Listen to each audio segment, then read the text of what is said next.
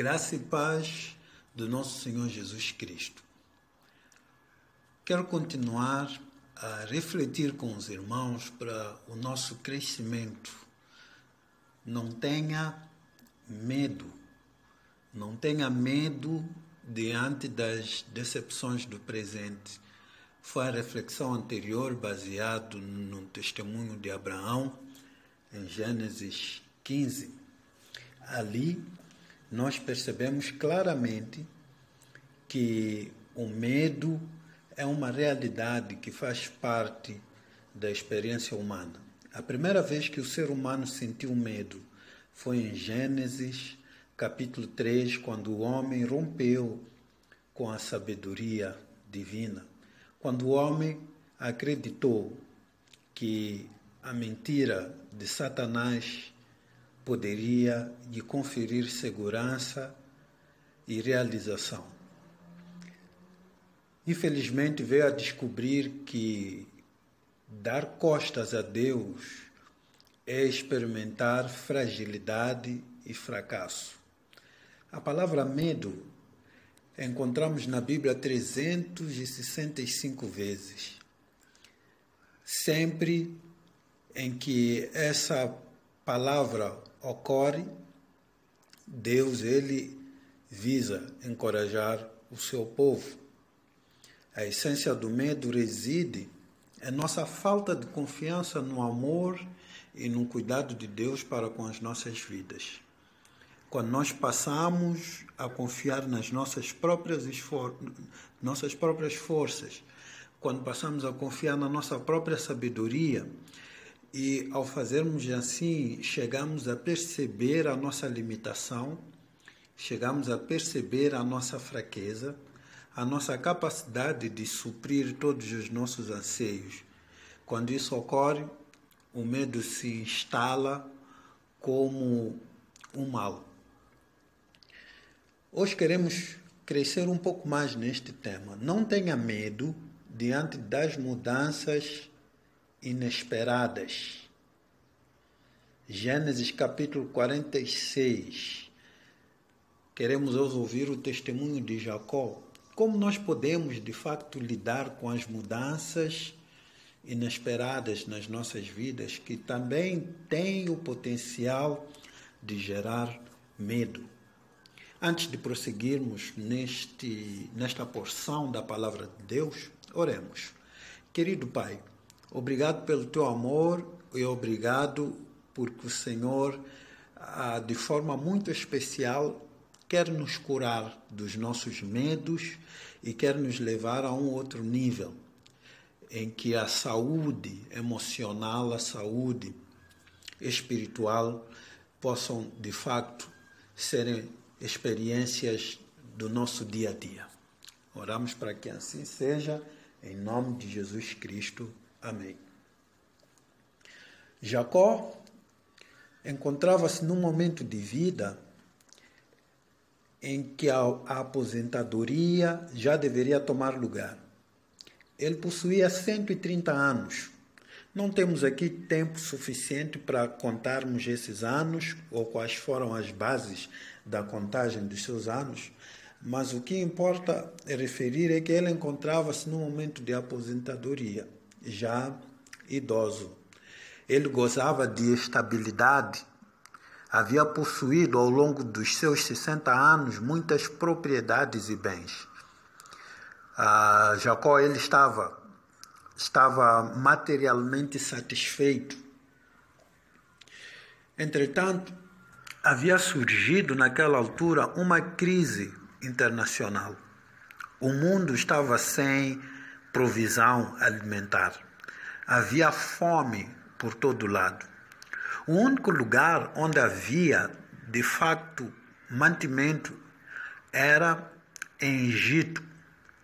Em Egito estava lá um homem chamado José, um homem que era filho de Jacó, mas que por inveja dos seus irmãos, eles foram dizer ao pai Jacó que o seu filho havia morrido, que já não estava mais vivo.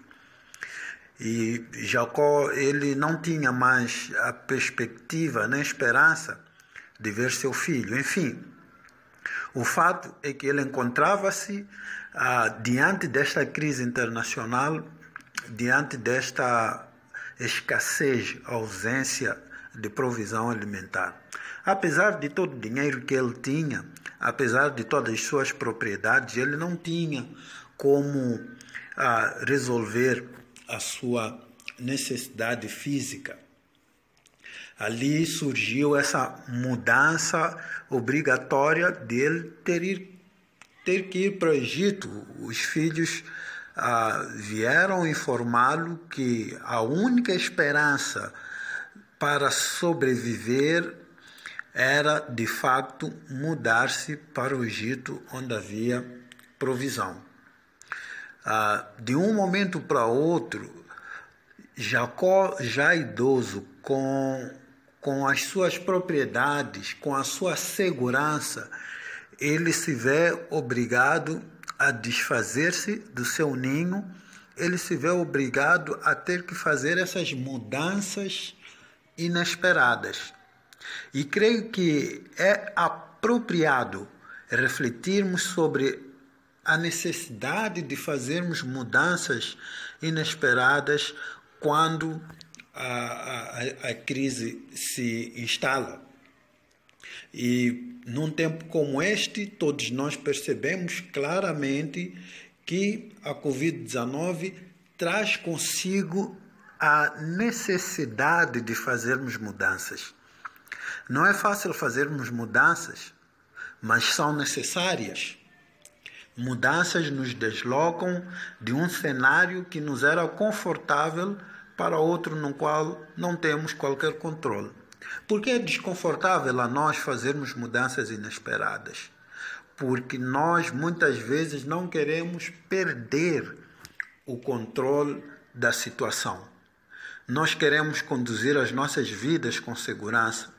Queremos tomar as nossas decisões tendo todas as informações disponíveis, tendo os prognósticos seguros do que será amanhã.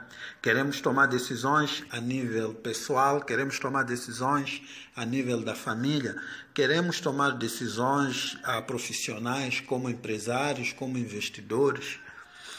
Mas quando nos encontramos num momento, num contexto de instabilidade e crise, a tomar decisões num contexto de mudanças inesperadas, pode ser um exercício muito frustrante e desgastante. Mas é necessário fazermos isso. E é necessário, em algum momento, entendermos a necessidade de fazermos. Henry Cloud, ele, pensando neste momento de pandemia, neste momento de readaptação, neste momento em que nós somos convidados a tomarmos decisões diante de mudanças inesperadas, ele sugeriu alguns caminhos que vale a pena refletir com os irmãos. Primeiro, ele sugere que reinventemos a manutenção dos nossos relacionamentos afetivos. É com muita tristeza e pesar que temos visto pessoas a desprezarem os seus relacionamentos afetivos por conta dessa pandemia, por conta desse confinamento, por conta desse movimento condicionado. Algumas pessoas têm abandonado os seus relacionamentos afetivos e têm adoecido a alma por ter falta desses momentos em que nós nos sentimos mais pessoas, mais gente. Eu gostava de sugerir que o irmão, que a irmã, buscasse formas de manter os seus relacionamentos afetivos. Mantenha as suas amizades, mantenha os seus contactos, mantenha os seus encontros, ainda que sejam em ambientes virtuais, de forma segura. Mantenha o contato, ainda que seja ao telefone. Mantenha os seus relacionamentos afetivos em dia, porque isso diz respeito à nossa saúde emocional. Em segundo lugar, recrie suas rotinas e procure mantê-las. Alguns talvez pensando que este momento de pandemia passaria tão rápido, improvisaram as suas vidas e até hoje continuam no modo de improvisação. Alguns ainda continuam a improvisar as suas atividades, alguns continuam a improvisar a sua vida profissional, continuam a improvisar a sua vida familiar e querem continuar a improvisar, mas tudo indica que nós ainda vamos levar algum tempo diante desse novo contexto que se instalou entre nós. Assim sendo, é sábio recriar as rotinas e procurar manter, porque isto diz respeito também a quem nós somos como pessoas. Reconheça a sua falta de controle sobre a vida e integre a oração.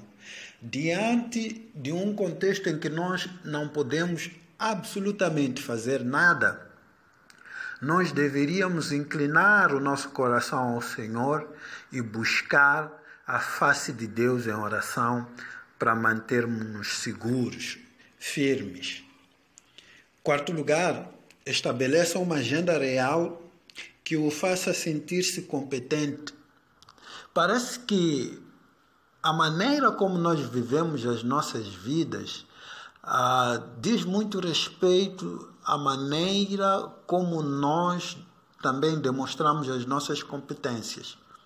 Se nós estabelecemos uma agenda normal, uma agenda realista das nossas atividades, isso vai nos fazer bem. Relacionando ao segundo ponto, se nós recriarmos as nossas rotinas e procurarmos mantê-las, nós havemos de continuar a nos sentir úteis para alguma coisa. Continuaremos a nos sentir competentes e assim felizes. Ali não ficaremos entediados com nada. Se está em confusão mental e emocional, reinicie com os pontos 2 e 3. Se a sua vida de facto perdeu todo o sentido de direção e parece que os dias são sem sentido, eu convido o irmão, a irmã a reiniciar com o ponto 2 e, sobretudo, com o ponto 3. Reconheça a sua falta de controle sobre a vida. Reconheça que não tens capacidade para mudar essa nova realidade e entregue a sua vida de volta nas mãos de Deus e peça que Ele lhe dê sabedoria para continuar a seguir. Ainda um outro pensamento muito interessante. Quando nós entregamos a Deus os nossos medos e a nossa insegurança, que muitas vezes o medo e a insegurança é revelado no momento em que nós perdemos, de facto, o controle diante da vida, nós podemos nos sentir diante de Deus acolhidos e encorajados. E é sobre isso que nós temos vindo a falar, que o medo está a fazer parte da vida de muitos discípulos de Jesus Cristo, porque alguns estão a tentar ainda seguir com a vida como se tivessem controle sobre ela e não estão a integrar a oração como uma válvula de escape que o próprio Deus dispõe a nosso favor. Consequentemente, vemos as pessoas vivendo com medo e com uma insegurança quase doentia. Por outro lado, a pandemia revela ídolos. A pandemia gerada pela Covid-19 tem revelado os ídolos de coração que controlam as nossas vidas, disse isso McGowan. Por exemplo, um dos ídolos é o dinheiro. Neste contexto de pandemia, vemos aquelas pessoas que confiavam as suas vidas, cuja felicidade estava atrelada ao dinheiro. Num contexto como esse, em que facilmente pode-se perder dinheiro, vemos as pessoas a perderem a sua felicidade ou vemos muitas pessoas a viverem de forma desesperada, com o coração cheio de medo, revelando que dinheiro é um ídolo. É um ídolo que é claramente revelado nesse contexto. Aquelas pessoas que, por exemplo, construíram a sua imagem em torno daquilo que fazem, dos seus empregos, do seu trabalho, agora provavelmente alguns vendo-se despedidos, outros com uma atividade profissional altamente reduzida. Elas sentem que sofreram uma grande perda do ponto de vista da sua imagem como pessoa, o seu valor pessoal, aquilo que ela significa, está a sofrer dano por conta desta nova realidade careira. Poderíamos também falar de empresas, pessoas que focalizam toda a sua vida nas suas empresas, toda a sua esperança nas suas empresas, passando por um momento de crise como este. Essas pessoas revelam também aquilo que está no centro das suas vidas, aquilo que controla os seus corações. Algumas pessoas são controladas pelo prazer. E a pandemia revela de fato o quanto algumas pessoas não conseguem viver sem prazer. Não é por acaso que algumas saem de forma muito irresponsável para passearem na praia, para continuarem a terem jantares nos restaurantes, em lugares públicos. As pessoas não querem abrir mão daquilo que mais preservam, daquilo que mais gostam, daquilo que mais ocupava o seu tempo de lazer, autonomia. As pessoas estão muito preocupadas com a sua liberdade e algumas preferiram esquecer de que existe de facto tal pandemia Covid-19 e estão a viver as suas vidas como se nada de facto estivesse a acontecer.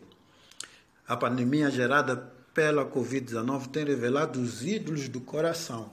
Eu não sei quais são os seus ídolos e como essa situação de facto revela o que está no seu coração.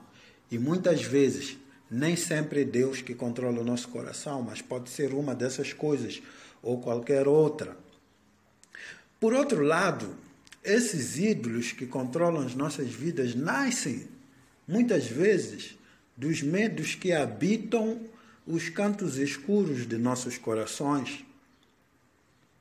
O medo está relacionado também ao nosso ídolo.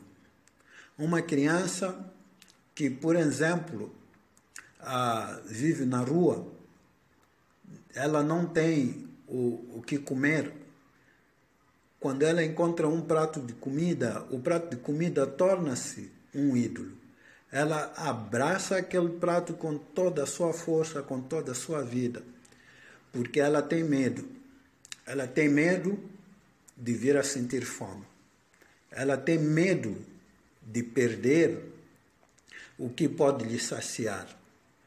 E ela transforma o seu medo num ídolo.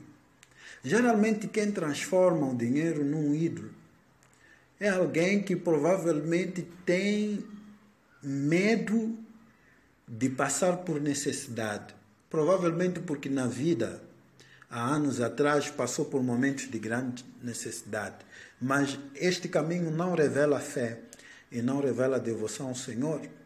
E é isso que nós encontramos quando lemos esta passagem que está em Gênesis 46, no versículo 1, diz: e partiu Israel com tudo quanto tinha. Sabemos que a fome já havia se instalado a nível internacional. Israel é o nome que Deus deu a Jacó. Aqui Israel ainda não é nação. Refere-se a uma pessoa que antes chamava-se Jacó. E partiu Israel com tudo quanto tinha e veio a Berseba. E ofereceu sacrifícios ao Deus de Isaque, seu pai. No momento de mudanças inesperadas, Israel, ele partiu. ele teve que tomar uma decisão. Há aqui não apenas disposição, mas há também uma disposição que é provocada por uma decisão. Não adianta se acomodar, não adianta ficar parado. Diante de mudanças inesperadas, nós precisamos tomar a decisão de partir de um estado para o outro, de fazer um movimento. Permanecer sem esse movimento é escolher um caminho de morte. E não é isso que Deus quer. Nós não temos como mudar as circunstâncias do lado de fora, mas nós temos como mudar algumas coisas nas nossas vidas. Diz o texto que ele partiu com tudo quanto tinha e ele veio a Berseba. Berseba é um lugar em que, ao longo do livro, encontra-se várias referências deste lugar. É um lugar onde Isaac havia estado, e quando Isaac esteve em Berseba, ele ofereceu ali sacrifícios, ele adorou a Deus. O texto diz que antes de Israel, antes de Jacó ir ao Egito para encontrar resposta da crise, para encontrar provisão, alimento, ele passou de Berseba. Passou de um lugar onde seu pai havia passado e naquele lugar o seu pai havia adorado a Deus. E diz que quando ele passa de Berseba, ele oferece ali sacrifícios ao Deus de Isaac, seu pai. Ou seja, Jacó demonstra aqui devoção. Devoção ao Senhor. Ele dedica-se ao Senhor. Ele entrega-se ao Senhor. Antes de eles, de facto, percorrer, antes de correr atrás da sua decisão, das implicações da decisão que havia tomado, ele toma um momento de devoção, de entrega ao Senhor. E o lugar em que ele encontrou foi Berseba, um lugar onde ele havia visto seu pai a entregar-se a Deus, a oferecer sacrifícios a Deus, a praticar a devoção, a exercitar a sua espiritualidade. Temos aqui uma verdade fantástica, irmãos. Em tempos de necessidades, em tempos de mudanças inesperadas, nós precisamos tomar decisões, porque isso é fundamental. Mas, acima de tudo, nós precisamos depurar as nossas decisões diante de Deus. Isto é imprescindível. É importante purificar, é importante passar pelo fogo, pelo julgamento de Deus, as decisões que nós fazemos. É importante consagrar as nossas escolhas, é importante consagrar as nossas decisões no altar de Deus. Não adianta nos estribarmos, não adianta nos apoiarmos exclusivamente nas nossas decisões e nas nossas escolhas. Nós temos sim que tomar decisões, mas nós temos que ter a hombridade de, em algum momento crucial, dedicarmos a Deus, entregarmos a Deus. É o que nós aprendemos claramente aqui. E o texto continua. Diz ainda, e falou Deus a Israel em visões de noite, e disse, Jacob, Jacob. E ele disse, eis-me aqui. E disse, eu sou Deus, o Deus de teu pai. Nós percebemos que o texto faz referência, eu sou o Deus de teu pai. Ele ofereceu sacrifício ao Deus de seu pai Isaac. A história de Jacó é parte e continuidade de uma relação e uma missão que Deus construiu com seu pai Isaac. Nós percebemos que aquilo que Deus havia começado com Abraão, ele continuou com Isaac e agora ele está a realizar em Jacó. Há aqui uma continuidade. Deus ele está a trabalhar ao longo dessa família. E isso mostra claramente que havia uma relação de pai e filho. A pandemia da Covid-19 tem oferecido também aos pais a oportunidade de deixarem que seus filhos conheçam o seu Deus. Eu acho que este é o momento em que os nossos filhos podem, em vez de conhecerem o Deus do professor da escola bíblica dominical, em vez de conhecerem o Deus do pastor que prega ao domingo, eles podem conhecer o Deus de seu pai, da sua mãe. Porque hoje nós temos a oportunidade de ministrar a eles o Evangelho, temos a oportunidade de ministrar a eles o caminho de Deus, temos a oportunidade de mostrar a eles que nós temos convicções espirituais, que nós amamos ao Senhor.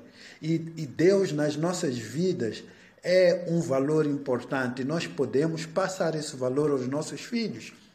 Quando Jacó vai a Berseba, ele vai a um lugar onde havia sido instruído a ir. Que nós, irmãos, entendamos que mostrar, ensinar o caminho do Senhor aos nossos filhos é primariamente responsabilidade dos pais. A igreja é parceira nesse processo, mas não cabe, em primeiro lugar, a ela a responsabilidade de educar os filhos no caminho que devem andar. Em tempos de mudanças, demandam discernimento e sabedoria, aos quais, via de regra, são propriedade de gerações anteriores.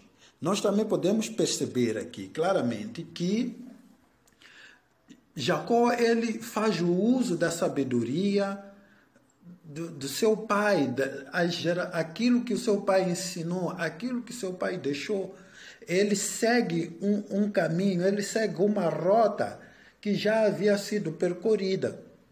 Ele olha para trás e bebe daquilo que o seu pai havia deixado.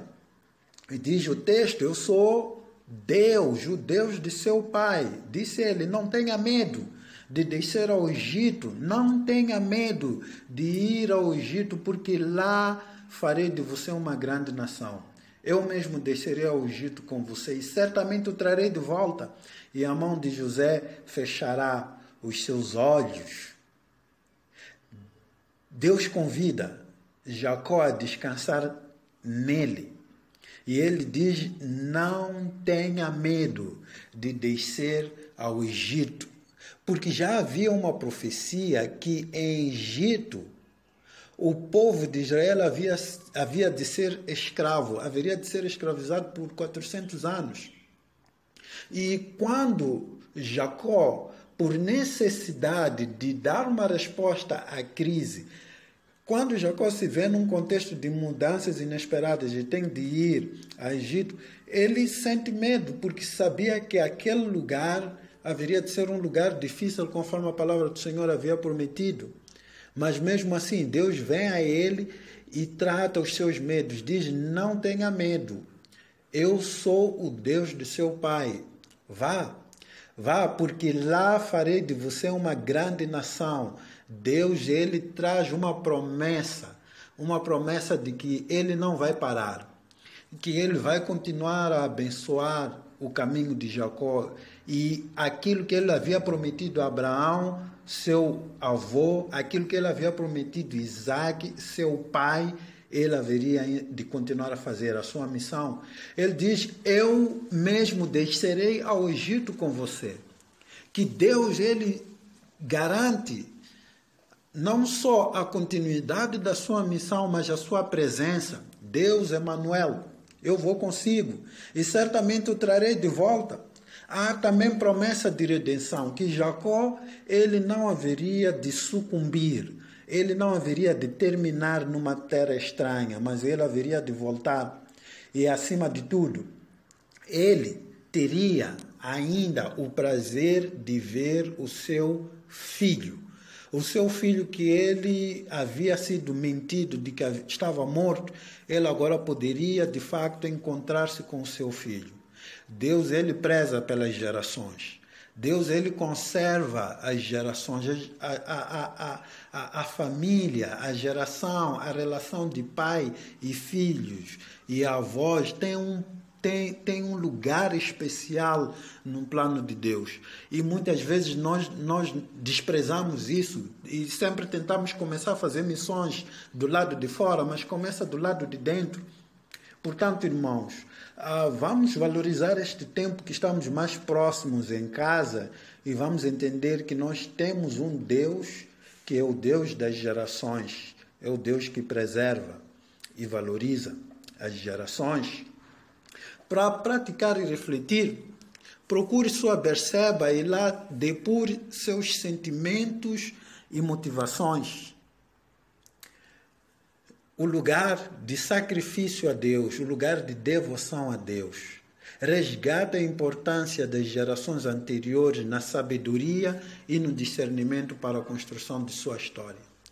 Respeite o seu pai. Ouça o que o seu pai tem a dizer, ouça o que a sua mãe tem a dizer, ouça o que pessoas mais velhas, fundamentadas na palavra de Deus, têm a dizer a respeito da sua história de vida. Em terceiro lugar, o Egito pode lhe parecer um mundo estranho, inseguro e de grandes adversidades, mas Deus prometeu estar conosco. E é com essa confiança que nós queremos, de fato, dissipar todo o medo diante das mudanças inesperadas. Que assim seja, para a honra e glória do seu santo nome. Amém e amém.